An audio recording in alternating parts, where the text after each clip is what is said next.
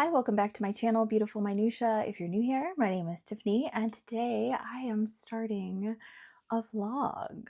I really wanted to do a vlog reading all of the Newbery nominees and seeing what I thought, seeing did I feel like this is a good representation of middle grade books, like why they were chosen, and do I think that the book that won deserved to win out of the 5 nominees. So we have kind of like a smattering of different types of books this year. We definitely have some historical fiction. It's interesting. We have several that are kind of like intergenerational. We have a free verse novel. We have a sci-fi. We have one about I think it's like a contemporary of someone escaping from a cult. So we just have a lot of very different options. I have already started reading at the point of starting this vlog, and I have started and finished Across So Many Seas by Ruth Behar. This was a really interesting book. So this is an intergenerational novel about Jewish families and kind of like the displacement that is happening as they're being moved from place to place. So we begin in 1492, which is often known for, Columbus sailing the ocean blue. But that same year, King Ferdinand and Queen Isabella also said to all the Jews in Spain that they either needed to convert or they needed to leave or they would be killed on a certain date. So we're following a young girl, Benvenida, and her journey leaving Spain. She loves music and sings songs, and she plays an instrument called the oud. And I thought it was really interesting how the oud and how this particular Jewish song transcends all 4 stories. We pick up again later with the family living in Turkey because that is where they have fled to, but we pick up like hundreds of years later. So the gap was a little bit interesting there as to why they chose to do that, because then the next 3 perspectives we get are a grandmother, her daughter, and the granddaughter. So it's like we get the 3. So, but the song and the oud and the music and all that stuff kind of permeates through all of these. The next one, we have a daughter who is being sent to Cuba from Turkey. And then after that, we have her daughter who is being sent to the United States from Cuba. And then lastly, we have like a more current day where they end up going on a trip to Spain, and it kind of like comes full circle. I thought this book was really well done. I think that I'm off to like a really strong start with this. I really liked the focus on these girls through the different time periods. I did feel like there's like this gap, and I read the author's note at the end, and she talks about how there is a gap of time there where there's just not as much history and not as much recorded in families, because the author is Jewish, but she has like 2 sides of her family. So she's got the Jews who like left from Spain and then lived in Turkey, and then a Polish Jewish side as well. So it's really interesting that she, grew up hearing a lot about like World War II and all of that kind of stuff. But then, her other side of the family, that Jewish side, that grandmother was much more taciturn and quiet, and so she didn't know as much about her. And so this story was really an ode to this grandmother and the history on that side of the family. But she said that there is kind of a gap where there's just not as much known about what was going on with the families and all of that kind of stuff. So that was really interesting that she chose to do it that way. I understand that she used like the last daughter to kind of like come full circle, but it doesn't have this same theme of like travel and stuff. It has to do with more of like they found their place kind of a thing, I guess. So I felt like the last perspective maybe wasn't quite as needed for having a brand new perspective. I maybe would have rather it been from maybe the adults' perspectives of them coming full circle that are still alive and coming back to Spain, but it is a middle grade book. So that's probably why they did it that way, but I thought it was great. I really enjoyed so much about it. I listened to it on audio in its entirety, and the song that permeates through this book is sung in the audiobook, and I thought that that was really beautifully done. So we're off to a really good start, and I'm really excited about it. I have started on Kindle Magnolia Wu Unfolds It All, which is written by Chanel Miller, who people know of by her book Know My Name, which is her story after the whole Brock Turner assault thing that happened.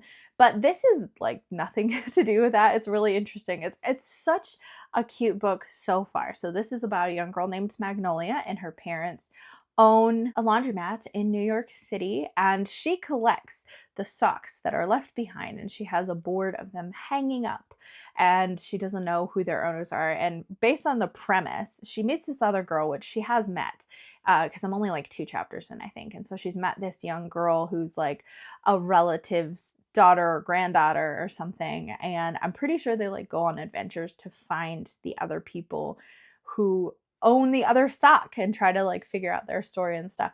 But the writing so far is like really quirky and really lovely, and I'm just really enjoying the writing style so far. So I hope that I will enjoy this one as much as I enjoyed Across So Many Seas.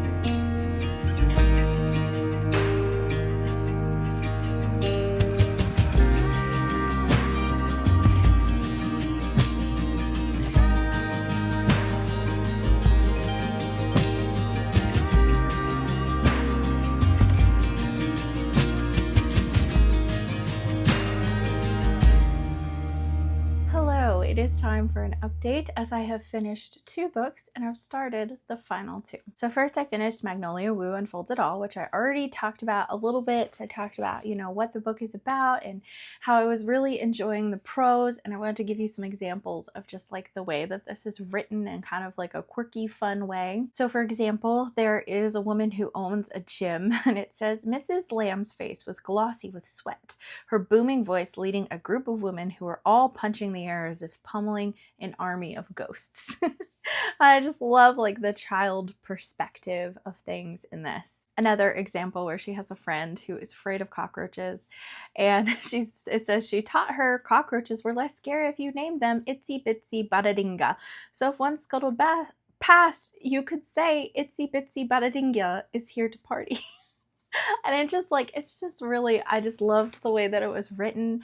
And so it tells the story of these girls and their friendship, and as they're trying to find out where these socks actually belong, they go throughout their neighborhood. And it's just really, really wonderful because there's a lot of diversity in the book in a way that like is just celebrated and is shown as like beautiful and normal, which totally makes sense, especially in New York City, which is definitely like a melting pot of so many different ethnicities and beliefs and all these things all in one space, which I really love to see. Living in a very rural, small town, there's not nearly as much diversity, so I love books that celebrate diversity, and this is one that is certainly that, where it just feels like so wonderful. And there are moments where there are things that happen and there's an instance of like racism that happens in the book, but because of the way that the book is laid out, and it's just these girls going about their lives, going on this fun little adventure, building their friendship together, it feels so organic. The whole book is not just about racism, and I'm not saying that those books aren't important, because they are, but that's not the point of this book at all. It's a little bit in it, and it just feels like an organic part of the book and not something that is being forced in any way. And it just like, as a whole, this book just felt like so cohesive and so wonderfully done, and I truly just like enjoyed every second of reading this book. So far, this is my favorite of the picks, and I still have 2 more to finish, but out of the 3 that I've read so far, this one is just like fabulous. I love it so much, and I immediately like sent it to my daughter's Kindle so she could read it too, because I thought she would really enjoy it. My one complaint about this book is that it does have illustrations, and the cover itself doesn't look too bad, but the illustrations on the inside, I don't like them. I think that they're kind of like off-putting, and I think they're supposed to be quirky and fun to kind of illustrate how quirky and fun the story is. But like, here's an example. Like, I just think they look terrible, especially this girl all the way here. Like, that is seriously like how most of them look. Like, they are just such unflattering depictions of people, and I really don't like the art style at all. And you might feel totally different about that. Like, your mileage may totally vary, because art is kind of like subjective and different people like different styles, but I really hated the illustrations in this book. The other book that I finished is One Big Open Sky by Lisa Klein Ransom, and I didn't realize when this was on the list who the author was because I've read something by her before. I've read Finding Langston, which is another free verse novel about the Great Migration, and so that's about this boy and his father who leave the South for Chicago for better work and opportunity. And so it was really interesting to see Lisa Klein Ransom then go ahead and write a book about a different sort of migration, and she talks about this in her author's note that she found out that, there were actually Black pioneers. And so they left once the Reconstruction started. They left and they started going to the West because they were actually able to purchase land there instead of having to be under a land owner and be basically the shareholder, kind of taking all the crops, and they're doing all the work just to live on this land. And so it starts with this girl and her father's dream of going west. And we have three perspectives in this free verse novel. So we have the young girl, Letty, and that was my favorite perspective. Then we have her mother, Sylvia, and then another woman named Philomena, who's a young woman who they pick up along the trail as they're headed west because she's accepted a job to be a teacher in Nebraska. So we have all these three perspectives. And like I said, I liked Letty's perspective the most. She's very bookish. She likes to read. She likes to write. She's keeping an account of the money for the family because she's very organized and very observant. And I just really like her character as a whole. She has two younger brothers, and so their family is heading west with these other Black families. And so you get to know the other people that are part of this caravan. There are tragedies that hit. So there are families that end up leaving the caravan, families that end up continuing. And it's just really definitely a story of triumph and hardship. And I liked it. But there are things I didn't like about it. I felt like a lot of the adult perspectives were very critical of the men. And this is a time period where women had even less rights than men did, Black men. So Black women really had no rights. And so I understand the thought process, but some of the things that they said and the attitudes they have, I have a hard time believing that these were prevalent thoughts because it's very much they're, especially Philomena, is very much a I don't need no man kind of attitude. And actually they did need men because of the rights that they didn't have and being able to own property and being able to do certain things and make decisions, and they weren't able to vote. And this is before the suffrage movement and all these things. So there were things about that I was just okay, well, I mean, that's valid for you to feel that way, but how many people actually felt that way? It was difficult to actually live if you weren't married. That was kind of difficult. And so it's just, it's interesting. I still liked it. I can't say too much more about it without spoiling, but I will say I'm really, really happy that I read this book, listened to this book on audio, because you have a different voice actor for Letty and Sylvia and Philomena, and that was just amazing. I felt like the audio was really, really well done, and I like listening to free verse novels because they're written in poetry, so it's kind of nice to listen to poetry. However, I found out when I opened the ebook on my Kindle that if I had read this on my Kindle, I would have had a really hard time with it because this is what it looks like. There's absolutely zero punctuation to the point where actually when there's dialogue, the dialogue is entirely in italics. So you can see and it makes it very difficult to know who's speaking because a line break doesn't mean a new person is speaking. It could be the same person. It could be a different person. And so I feel like I am kind of someone who's really picky about punctuation anyway. And so to have absolutely zero punctuation throughout the entirety of this free verse novel is really off-putting for me and makes me think it would be actually kind of difficult for children to read because punctuation kind of teaches children the kind of things that are being said, where there are pauses in the sentences, who's talking when needs to be a little bit more clear a lot of times in middle grade books than it does adult books.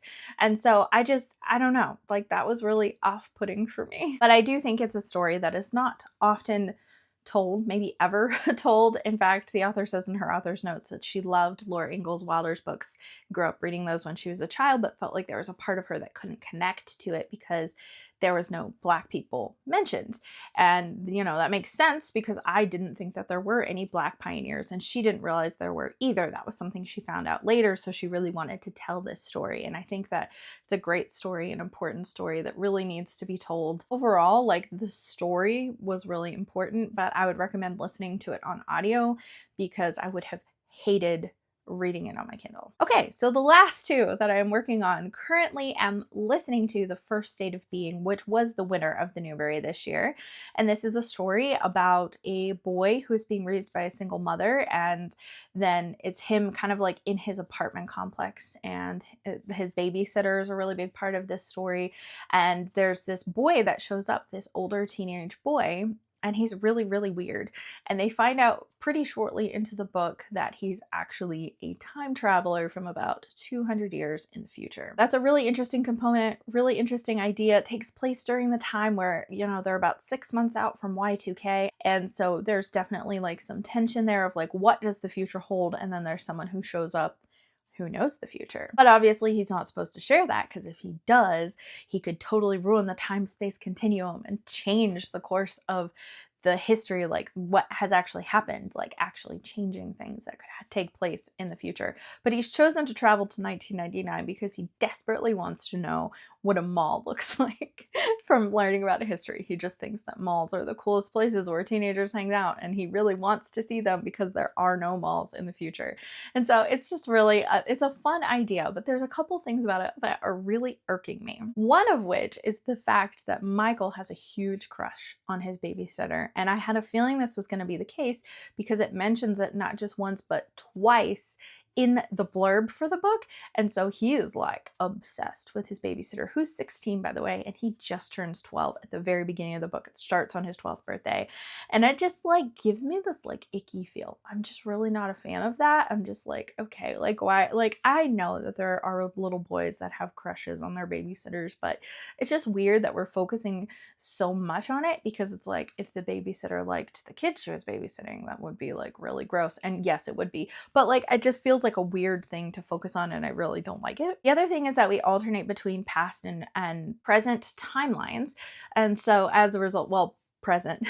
I need to say this word. Okay, so we switch between where Michael is, our main character, which is in 1999, and then we will go to where the kid, Ridge, where he's in the future, we'll see him in the future, and then kind of switch between those viewpoints and his family once his family is discovered he's missing. And everything that takes place in the future is either like a blurb from like a textbook talking, or like a, you know, like interviews or things, which is cool. I like that kind of mixed media feel. But then like when it follows his family, it's all written in like a play format. And I think that like maybe that's just supposed to differentiate the time periods to make that easier for kids who are reading to know, hey, this is the 200 years in the future. Hey, this is the 1999. Maybe that's why. But I'm listening to it on audio and I hate it. We get those perspectives because it says every person's name before they say things, literally reading it out like it's a script. And I just like don't like it. It's like very distracting, and I'm just hearing the people's names over and over again. And it's their full names, like last name, then first name. And I'm just like, I just don't really like it. So we'll see how it is when it goes on. I feel like very, very meh about it, even though it's a really fun idea, but we'll see how this ends up going and how it ends up feeling, but I'm not super impressed with it so far. And then I am about 15% of the way through The Wrong Way Home, which I am reading on Kindle. This is a story about a girl who has escaped a cult with her mother, but she's still very much like mentally entrenched in the cult, and she didn't want to leave. Her mother had to force her to leave by like tricking her. So I'm actually enjoying the prose in this one quite a bit. I feel like it's really well written so far, but the thing that like is really getting me so far is that I don't understand anything about this cult. And I love cult books. I just do. I think they're really interesting, but I'm just like, what? Like, I don't understand anything about like what this cult believes, or like why it's a cult, or why I understand why they had to leave, because the only thing I know about this cult is that there's this guy that runs it, as is often the case with the cult. And when you come to a certain age and you start to become a contributing member of this community and are considered an adult, you have to go on this like kind of dangerous mission out in nature and prove that you can survive out in the wilderness. And I guess there was someone who actually died, and you do that when you're like 15, and this girl either is like, she's 12, I think, about to turn 13 or something like that, and the cult leader pulls her aside and says, hey, I think you're ready, you're amazing, you're so mature, you know, all those things. And her mom then, like, when she finds out that that's when she kind of hatches this escape plan to leave, because she's been asking too many questions. We find that she's asked a lot of questions. And so the cult leader doesn't like her. And the mom is under the impression, and I would agree with the mom in this case, that the cult leader is trying to control the mom. And that's why he's like taking the daughter under his wing more so than he does other children in the commune, including his own children, and wants to put her through this early, kind of probably as a punishment to her mom and all that kind of stuff, because she's asking too many questions. So she's upset that they've left, and she's trying to find a way to get back. And that's kind of where I am in this. But like, again, I'm like, what is this cult like belief? Because the other middle grade cult book that I read is My Life with the Liars by Kayla Carter. And like what this cult is about, like you find out. And that's like the most interesting thing for me. And I just don't know, like, what is it about this cult that, like, why did they live apart from other people? What is it that they believe that other people would be like, oh, that's weird, or that's not good? Like, we don't know. So anyways, that's where I am with those. So I will update you when I have finished one or both of these, but I am about halfway through The First State of Being, and then, like I said, about 15% of The Wrong Way Home. So I will update you and let you know.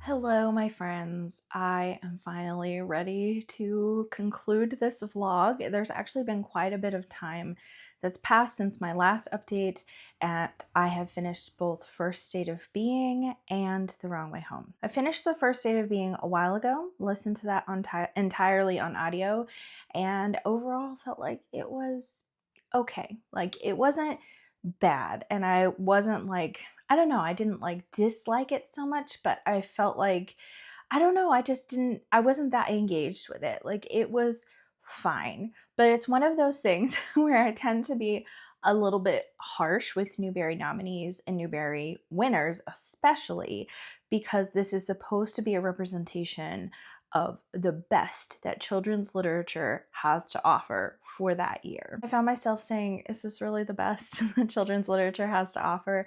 Again, I didn't feel like it was bad, and I did see some reviews talking about how there are a lot of adults who love it because it feels so nostalgic because it takes place in 1999, and I was just kind of like, okay, but that doesn't really give it that much merit in terms of like for children, because they don't have that nostalgia. They didn't live in 1999. So the nostalgia isn't enough to carry it into being like really good literature. Although the sad thing is that when I was a kid and there were books that I would read that were like set in the 70s or something, I'm like, oh, that was a long time ago. That's the same distance now to like the 90s. So it's just kind of funny. Anyway, I didn't feel like it had the depth and oomph that a Newbery winner needs to have. Felt like it ended okay. The sci-fi elements were really surface level, which I don't have a problem with because I'm not a hardcore science fiction girly.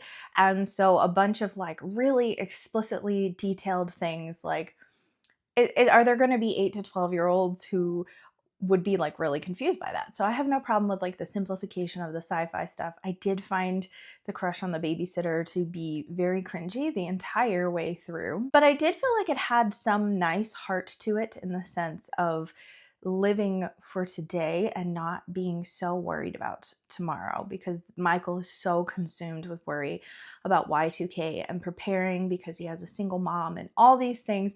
And so there was some really beneficial and heartfelt messages in there, but I don't know, it just really didn't click with me as much as I was hoping it would. The Wrong Way Home, I think I already mentioned, is about a girl leaving a cult, and this book took me so long to get through. First of all, I felt like it was too long. It was longer than all of the other nominees. It was okay. There were elements to it that I did really enjoy, but it's so strange because you don't spend very much time in the cult before they leave, so you don't really get the sense of danger and the sense of wrongness. And even once they're in the real world, because this is an environmental cult, even some of the things that like she's really struggling with now that she's in the real world, like people eating sugar, and her mom's working at a motel where she's using harsh cleaning agents instead of all natural things. For her to think that those things are bad is not a wrong thing. And that nuance is addressed a little bit towards the end of the book. So towards the end of the book, it says, I tell her how confused I still feel, how I still believe in so much of what we did and how we lived on the ranch, of growing our own food, taking care of the earth, that so much of it felt good, which is confusing because obviously there was a lot of bad.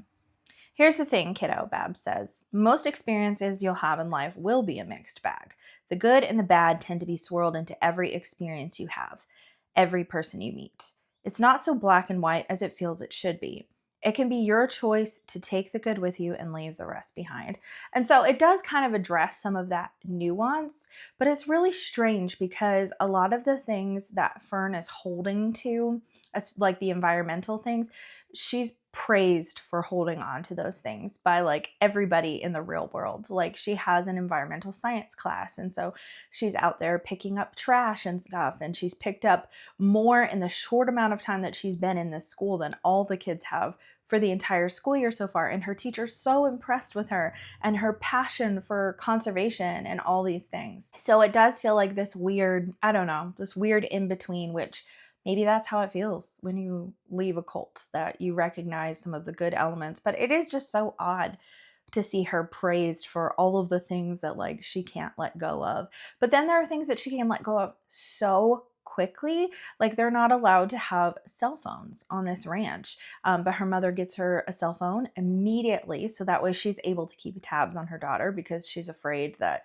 you know, the ranch is going to try to contact them and get them to come back there and all of these things. And immediately Fern is okay with having a cell phone. Like she has some misgivings initially when she sees her mom with a cell phone. She's like, oh my gosh, radiation. And her mom's like, well, you know, you're not leaving on your own or doing anything until you have a cell phone. And she's like, okay, radiation is fine. Like she literally says that, like radiation is totally worth it if I can be by myself. Like this weird scene in the public library where Fern goes in and she sees the person working at the desk and she's like, wait, are you a boy or a girl? And that's like the first thing she says to her. And the person's like, I'm actually gender fluid, and explains it to her. And immediately Fern's like, okay, that makes sense. Thank you for explaining it to me. And I was just kind of like, if you have been sequestered in a cult for your whole life and taught that people who do things differently than you are wrong and that they can't be trusted, for her to like immediately accept that seemed like so out of place. And so like there were things like that I was just like, okay, like it felt more contradictory than nuanced, as well as there being some big plot holes. And plot holes isn't the right word, plot inconsistencies, where there are things that she remembers and then later on in the book she doesn't remember them, or like it's really strange, some of the things that like she talks about her childhood before the ranch and how much they moved around and all this stuff, but like there's so much that she doesn't remember, so I don't know why she would remember the things that she does. And like it just feels like kind of like disconnected at times. And it's really a shame because I really like cult books, but this book was missing the punch and the depth that My Life with the Liars by Kayla Carter had, which is a great middle grade book about cults and has more of a kind of religious feel to it than this one does, because this one, it's so long before we figure out that this was like a crunchy environmental cult at all. It's like it's a while. And so I feel like that was another thing that seemed weird because it wasn't a religious cult. It's kind of unfortunate. I have very mixed feelings on this because I was anticipating this to be my favorite of all the middle grade nominees, and I think it's actually my least favorite. So I guess I'll tell you my final ranking of my favorites of how this all played out for me. So again, The Wrong Way Home would be the very bottom of the list for me because it just felt too contradictory. I think right above that would actually be The First State of Being, which was the winner. And again, I actually didn't feel like it was bad, and I think it probably resonates with other people more than it resonates with me. but I don't know. It just wasn't as quality as what I expected from a winner. Then I would put right above that One Big Open Sky, even though actually I rated One Big Open Sky and The First State of Being the same. And I think that there are things that I would not have enjoyed about One Big Open Sky if I had read it physically or on Kindle. Listening to it was the great choice. But the reason why I'm putting it ahead of The First State of Being is because of the historical relevance, telling a story of Black pioneers that I haven't really seen told before. And so I think that that alone makes it deserve a higher place up on the list than the other two. Number 2 is Across So Many Seas, which is the first one I read, and I just really enjoyed it. I just thought like it had some really interesting themes of displacement, and although it felt a little bit disconnected at times, it told so many stories and had like a really good connecting thread of like poetry and music and Jewish culture that I didn't really know very much about. So I just enjoyed it so much, which means that number 1 was surprisingly Magnolia Wu Unfolds It All, which is the one that I thought like the story sounded quirky, but I didn't think that it was going to encapsulate everything that I really wanted in a middle grade, because it does handle some interesting themes that are going to be really relevant to kids. But this was one of those books where it didn't feel like these things were forced. They felt naturally part of the book. And sometimes I read books that are geared toward children that feel like they're just preaching a message and they're not telling an interesting story alongside of it. I think that there are people who think that this is important and children should read about this, and they're trying to make it a more interesting and palatable way for children to read. And I think that that is a good thing. But there are times where it comes across, and I've noticed this in YA and adult literature as well, where it's like you wrote this to send a message and the story was secondary. And it's so clear when that happens because the story just doesn't feel as interesting.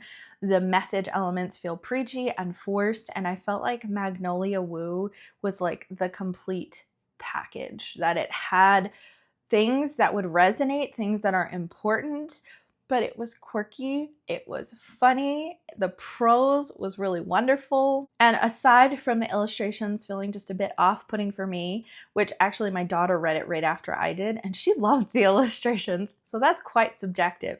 But apart from the illustrations seeming just a little bit off-putting for me, this was pretty much a perfect middle grade for me personally. So I'm not surprised that once again, now that I have read all the Newbery nominees and ranked them, I'm not surprised that I enjoyed almost all of the honor books better than the winner, because that has happened pretty much every year that I have done this.